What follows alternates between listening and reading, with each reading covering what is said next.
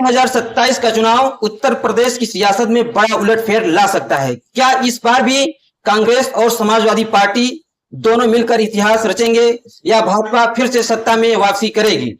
दोस्तों नमस्कार, मैं मनोज और आप देख रहे हैं मनोज विजुअलिटी।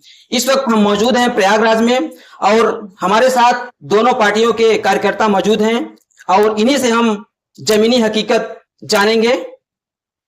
आपका नाम? नमस्कार पत्रकार साथी, मेरा नाम अंकित यादव चंचल और मैं समाजवादी पार्टी के शहर दक्षिणी विधानसभा से नैनी का चुनाव प्रभारी हूँ। 27 का विधानसभा चुनाव वो आप किस नजरिए से देख रहे हैं? पत्रकार साथी, आपको बताना चाहूंगा कि 2027 का चुनाव एक निर्णायक चुनाव है और जिसका नतीजा उत्तर प्रदेश की जनता और हमारी पीडीए की जनता ने 2024 के लोकसभा में दिखा दिया है। 2024 के लोकसभा चुनाव में जिस प्रकार से हमारी जीत दर्ज हुई है, उससे हमने इन सामंतवादियों, इन मनवादियों की मंशा पर पानी फेर दिया है और निश्चित हम 2027 में सरकार बनाने जा रहे हैं। हमारा पीडीए, हमारा जो बैकवर्ड समाज, SC ST समाज समाजवादी पार्टी के साथ है और पूरी तरीके से बहुमत की सरकार हम बनाएंगे और 2027 में आदरणीय राष्ट्रीय अध्यक्ष श्री अखिलेश यादव जी को मुख्यमंत्री बनाएंगे और जनता के लिए विकास की लहर होगी। फिर से जिस तरह से 2012 से 2017 के बीच में विकास हुआ है, उसी हिसाब से उसको कई गुना तेजी से हम लोग फिर 2027 में सरकार बनने के बाद जमीन पर उतारेंगे। ठीक ठीक। 2027 का जो चुनाव है उसमें कांग्रेस और समाजवादी पार्टी दोनों गठबंधन क्या पूरे मजबूती से के साथ खड़े हैं?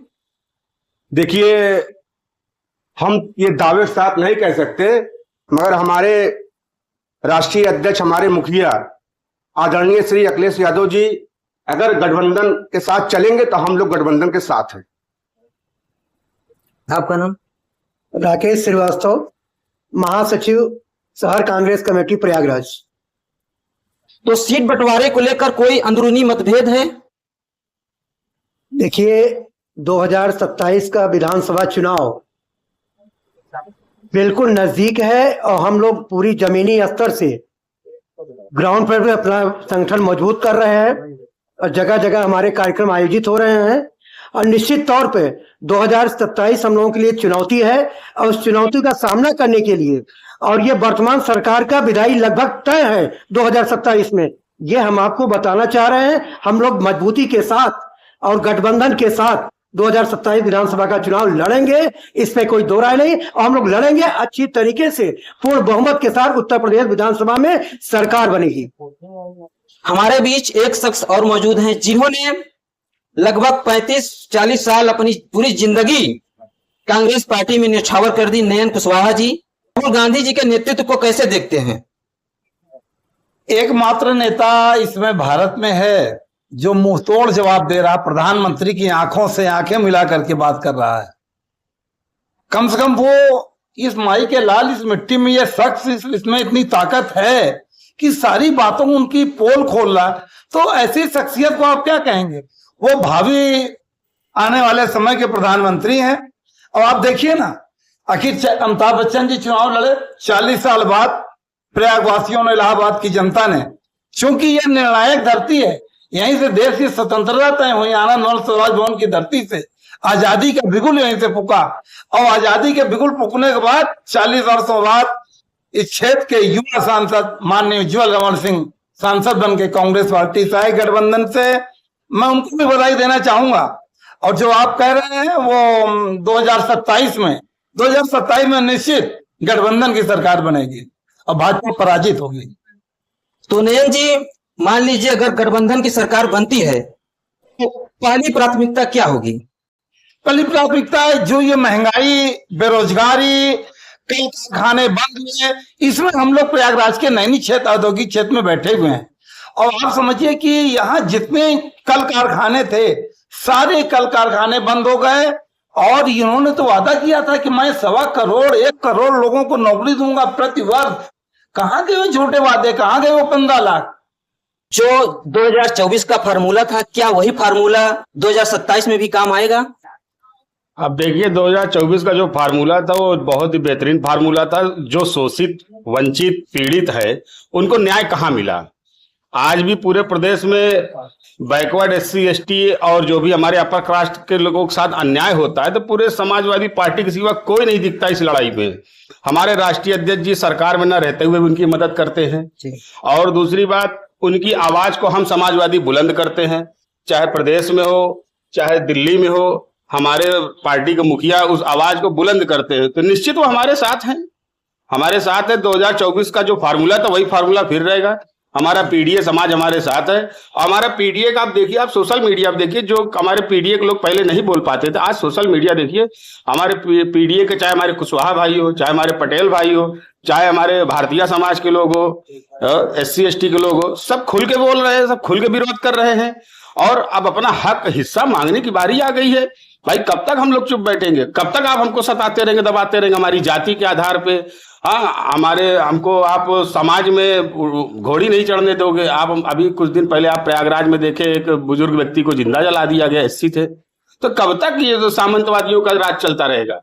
तो पीडीए की सरकार बनेगी और उनको हक हिस्सा उनको मिलेगा, उनका अधिकार मिलेगा, उनका सम्मान बढ़ाया जाएगा। और 2027 में फिर वो हमारे साथ और हमारे मुखिया राष्ट्रीय अध्यक्ष अखिलेश यादव जी मुख्यमंत्री बनेंगे। इस डबल इंजन की सरकार में महंगाई बढ़ी है? पूरी तरह से डबल इंजन की सरकार फेल है। महंगाई देख लीजिए, शिक्षा देख लीजिए, आप स्वास्थ्य देख लीजिए, पूरी तरह से डबल इंजन सरकार फेल है।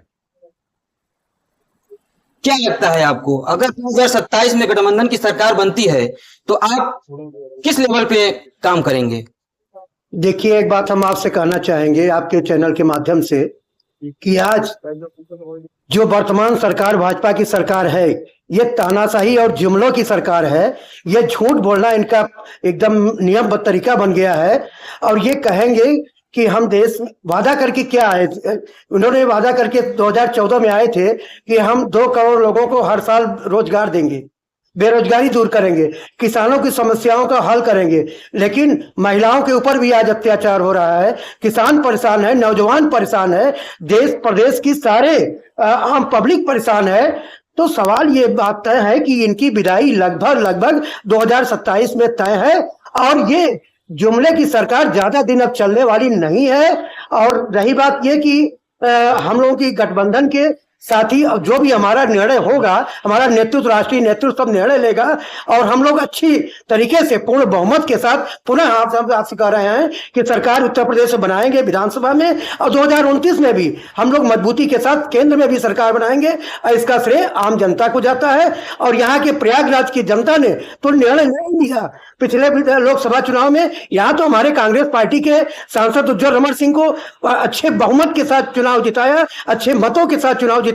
और आज उसे क्या परिवर्तन दिखाई पड़ कि हमारे सांसद जी संसद सदन में अच्छी तरीके से यहाँ का प्रयागराज की आवाज को बुलंद के साथ उठा रहे हैं और अपनी मांग रख रहे हैं। निश्चित तौर पर प्रदेश में और देश में परिवर्तन होना तय है। नयन जी, जो अभी यूपी में SIR चल रहा है, इस पर आप क्या कहेंगे? नहीं, SIR सरकार का निर्णय है, ठीक है जो हो रहा है, लेकिन कुछ चीजें तो गलत है ना। एक तरफ जहां ये कह रहे हैं कि हम पूरी पारदर्शिता के साथ में काम कर रहे हैं, आप समय पे समय बढ़ाते जा रहे हो, क्योंकि जब उनके वोटर्स नहीं बन पा रहे हैं, फर्जी वाला नहीं तय पा हो रहा है, ऐसी स्थिति में वो बार बार डेट पे डेट बढ़ा रहे हैं। आप देखिए शुरुआत में कितने BLO मर गए, चाहे वो बिहार के हों, यूपी के हों, देश के अन्यत्र कोणों से। तो ये बहुत अच्छी चीज नहीं थी, लेकिन SIR वो करा रहे हैं, ठीक, अच्छी बात है। आपको क्या लगता है 2027 में जनता बदलाव चाहती है? बेशक बदलाव चाहती है और बदलाव होगा, क्योंकि ये जनता इतनी त्रस्त हो चुकी है इनके तानाशाही रवैयों से, झूठे जुमलों से और बेरोजगारी से, अशिक्षा से। ये सब चीजें जो है इनको सारी जनता तय कर चुकी है कि इनको बदलाव लाना है। अखिलेश यादव के नेतृत्व को आप कैसे देखते हैं? अखिलेश यादव के नेतृत्व को मैं बहुत अच्छे तरीके से देखता हूँ। वो पूरे पीडीए समाज को लेकर चल रहे हैं। पीड़ित मतलब पी मतलब पीड़ित, डी मतलब दुखित, ए मतलब अपमानित। वो पूरी जनता के साथ चल रहे हैं। उन्होंने आह्वान कर दिया है कि 2027 में समाजवादी पार्टी की सरकार आएगी और ये डबल इंजन सरकार को डर से उखाड़ देते होंगे। अभी हाल ही में माघ मेले के दौरान 18 जनवरी मौनी अमावस्या के दिन शंकराचार्य स्वामी अभिमुक्तेश्वरानंद सरस्वती जी के साथ जो घटना हुई उस पर आपकी क्या राय है? ये घटना तो बहुत निंदनीय घटना है, ऐसा नहीं होना चाहिए।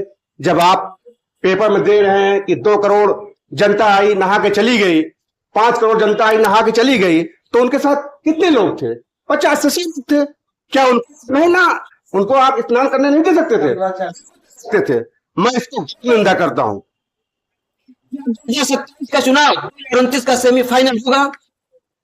2027 का चुनाव, उत्तर प्रदेश विधानसभा का चुनाव निश्चित 2029 के लोकसभा चुनाव का भविष्य तय करेगा। और हमारी गठबंधन की सरकार, कांग्रेस की सरकार, उत्तर प्रदेश और केंद्र की सरकार दिल्ली में भी दोनों जगह मजबूती के साथ सरकार बनाएगी, इसमें कोई दो राय नहीं।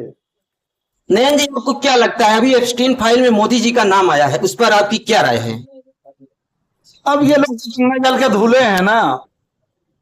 देखिए, काम, क्रोध, ठंड, जाड़ा, गर्मी सबको एहसास होता है।